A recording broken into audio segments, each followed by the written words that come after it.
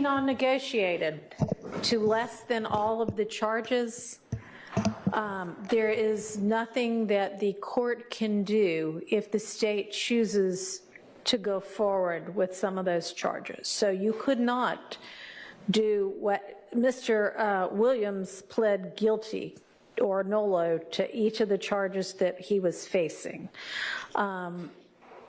You cannot say, well, I'd like to plead guilty to count 1 and I'd like to plead to the reduced charge on count 2, and then I'd like to just skip the rest of them, because the state can say, well, we're not skipping the rest of them, we're still going to try you for the rest of them. And the state can also say, we're not okay with letting you plead to voluntary manslaughter unless you abide by the terms of the agreement.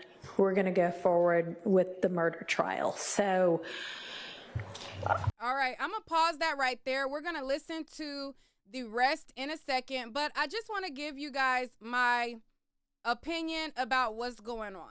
So I just did a 6-hour stream and I caught the entire plea proceedings for Young Thug, and I was giving my prediction at first about what was going to happen, and then we heard the sentence. The sentence was 40 years with 15 years to serve on probation, and then 20 years on another count for probation. If he does well in the 15 years, the second term of probation will be commuted and absolved, and he is free to go with time served ultimately and got out. Now, when the judge was imposing this sentence, she basically said that she was doing it in the favor, or in the, what did she say? What was the words? In favor of the public, or in justice of the public. What was her words? Dang, I done forgot that fast. But she said that she was doing it in the best interest of the public and the impact that he's going to have and all of the things. And she hopes that he changes his life around, his music and things like that. And so what I think is going to happen to Shannon and Yak, and this is just a prediction, hopefully it does not happen. Hopefully they get a fair trial going forward and the jury fairly holds them accountable for whatever they deem given the true nature of the evidence. We've seen a lot of evidence be skewed and misrepresented by the state, and they say, well, we have this evidence, we have that evidence, and then when we see them presented, it's not really exactly what they say that it is. A lot of the evidence has been trumped up to mean something else. They're using other people's lyrics and saying that they're other people's, and they're putting all this stuff on other people. I think, and this is a opinion, and hopefully I am wrong, I think when the judge stated and she said that she was doing this in the best interest of the public, it is to make the public think that the trial is just and fair. Now, we've seen so far before this ruling that the court has not been fair. There has been unfair rulings. There has been Brady violations. There has been sneaky and shady tactics, and there has been dirty tricks. There has been several witnesses who have come on the stand, talked about intimidation, and there has been even innocent people who are not co-defendants. There was a guy who got on the stand who was a working man, had nothing to do with the case. I think his car had maybe like one bullet in it or something like that. He was threatened and intimidated, according to him. That's what he said on the stand. And so much more corruption we have seen viewing this trial, that a lot of people lost faith in Fulton County. They felt like they were shady and corrupt and felt like they were doing a malicious prosecution. A lot of people are saying, like, how can people want people who are criminals to go free? How can you want, it's not about wanting a criminal to go free. It's about wanting, if you are up against court, it is in the Constitution that you are to get a fair trial. And we've seen in this case that it has not been fair. If you have them on what you say you have them on, show the evidence and let the jury decide in a fair way like it's supposed to be done. So I get back to my original point when I say my prediction and what I think is, and the reason why she said this was in the best interest of the public, I feel like that was in the best interest of the court as well.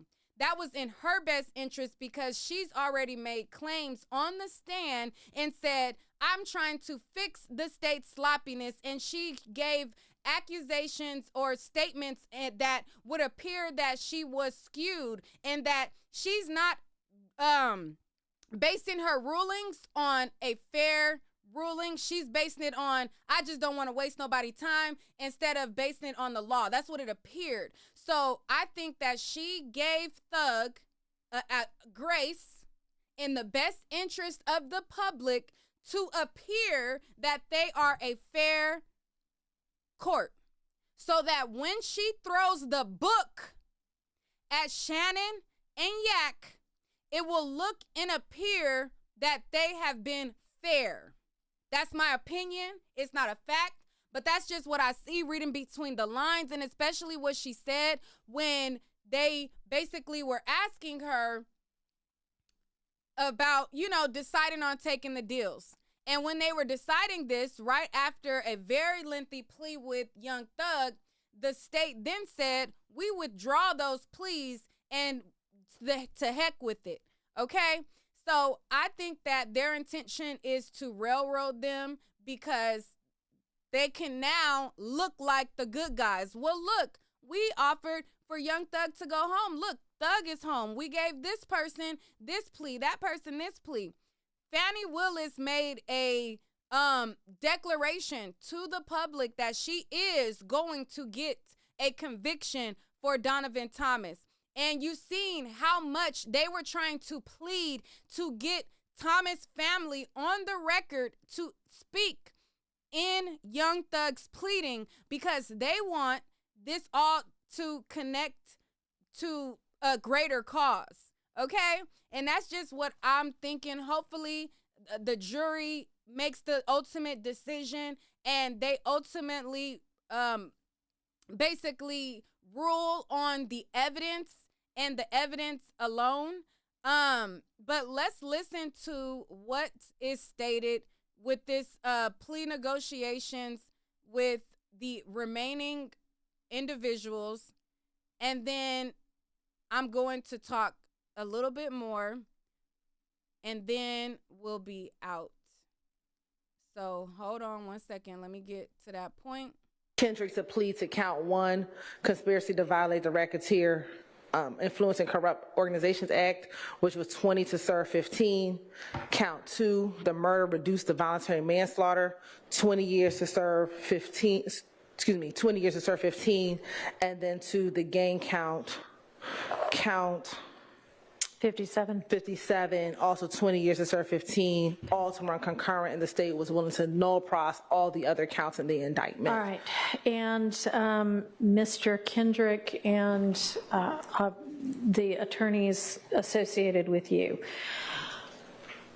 I want to make sure that y'all know that unlike what happened with Mr. Williams,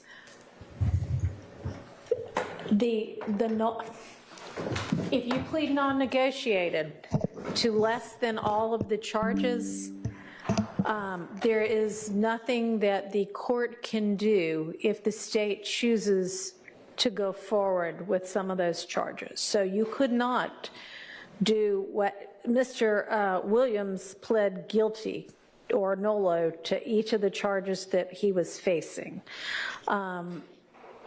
You cannot say, well, I'd like to plead guilty to count 1 and I'd like to plead to the reduced charge on count 2, and then I'd like to just skip the rest of them, because the state can say, well, we're not skipping the rest of them, we're still going to try you for the rest of them. And the state can also say, we're not okay with letting you plead to voluntary manslaughter unless you abide by the terms of the agreement. We're going to go forward with the murder trial. So I know that Mr. Weinstein, you and Mr. Apt and everybody else who's been helping know that, but because things seem to have worked out sort of beneficially for some of these other people who have already pled, y'all might think, oh, well, gosh, can't we do something better than that? given what you're facing, they hold a lot of the cards, and a lot of it is outside of the ability of this court to change, okay? All right. We understand that, Your Honor. Thank you for advising us of that. All right, Mr. Stillwell is facing, Your Honor, Mr. Stillwell is also looking at count 1, which the conspiracy to violate the Racketeer Influence and Corrupt Organizations Act, which is 5 to 20 years. He is facing 2 counts of murder for count 2 and count 49, which each carries a sentence of life imprisonment. He's also charged with count 50 of this indictment, Your Honor, which is participation in criminal street gang activity, which carries a sentence of 5 to 20 years. He's also charged with count 51, participation in criminal street gang activity, also a sentence of 5 to 20 years. Count 52, possession of a firearm by a convicted felon, previously convicted under 1611-133, which is 15 years consecutive to any count in the indictment. 54, possession of a firearm during the commission of a felony, which is 5 years to serve consecutive. Count 64, which is another possession of a firearm by a convicted felon under 1611-133, which is also 15 years to serve consecutive. So Mr. Stillwell's looking at maximum of 2 life sentences plus 85 years. Plus 85 years, Your Honor. The state's recommendation, and I'll just say globally, Your Honor, was 60 years to serve 40 years in prison. That we would have reduced both of the murders to voluntary manslaughter, Your Honor, and we had given his attorney the option to kind of craft how that 40 years would look, but that was the extent to our negotiations, Your Honor. And Mr. Stillwell, kind of the same information to you. If the state does not want to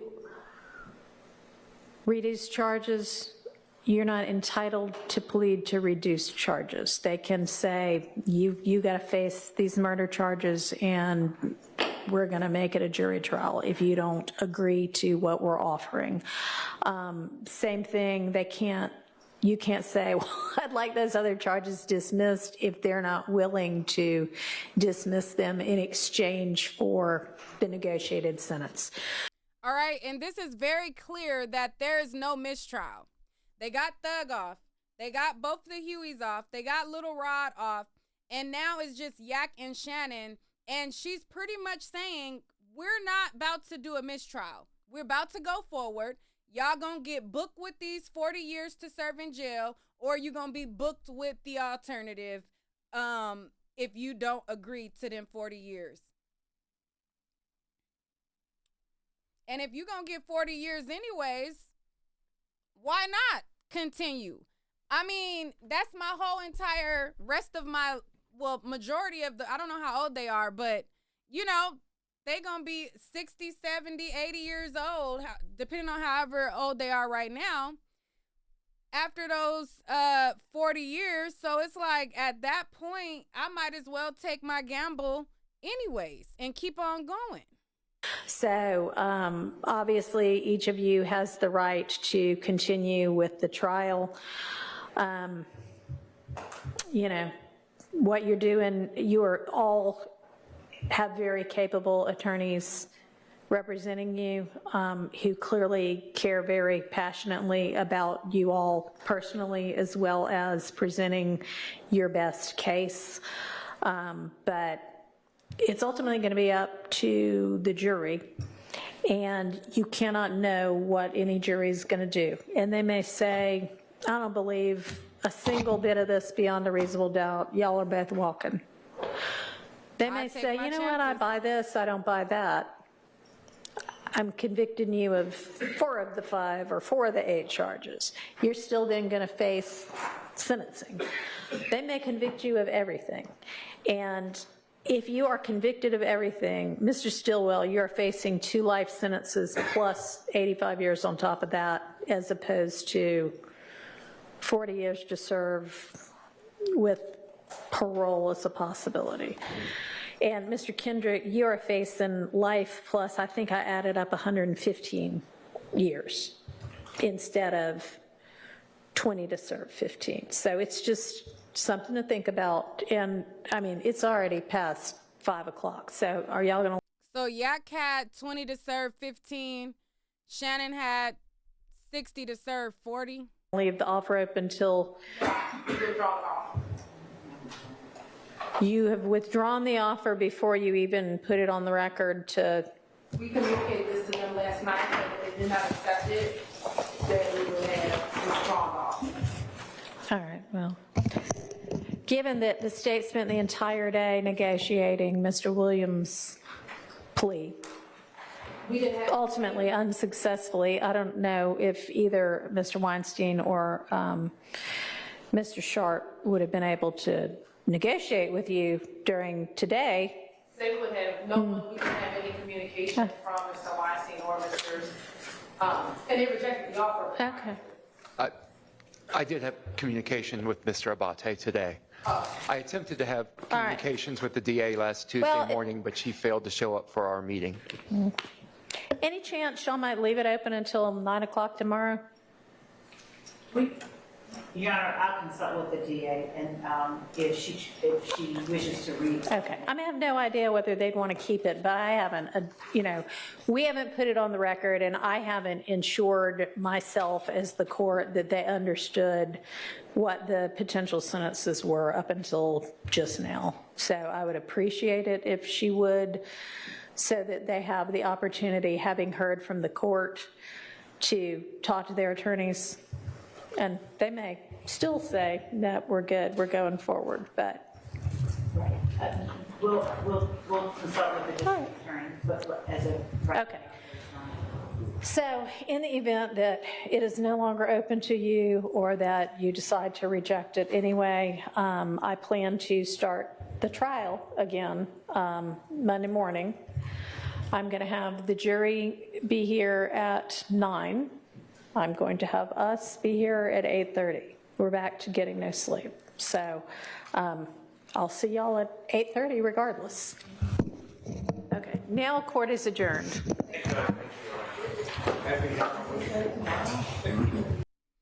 All right. So for those of you who are saying, she still had the opportunity to rule on the mistrial, she basically said, ain't no mistrial, bitch. Okay, we got Jeffrey out the way. I threw him the alley-oop. Now we about to railroad y'all. We about to get Shannon for this 2 life sentences plus 100 years if you don't take the 40 years. And we gonna get Yak Gotti on the 1 life sentence that he got plus the 100 years, and that's gonna be that. I think that hopefully, if I was Yak, 15 years to serve in prison versus gambling with life, I might be open to thinking about that one. But Shannon, 60 years to serve 40, that's your whole life anyways. I would definitely take that to trial. No deal, no dice. But if I was Yak, I would be thinking about that. They took the offer away. Love said that she'll consult the DA's office, aka Fannie, and if Fannie allows them to keep the offer open, good. If not, that offer is gone. But you got to think, election is around the corner.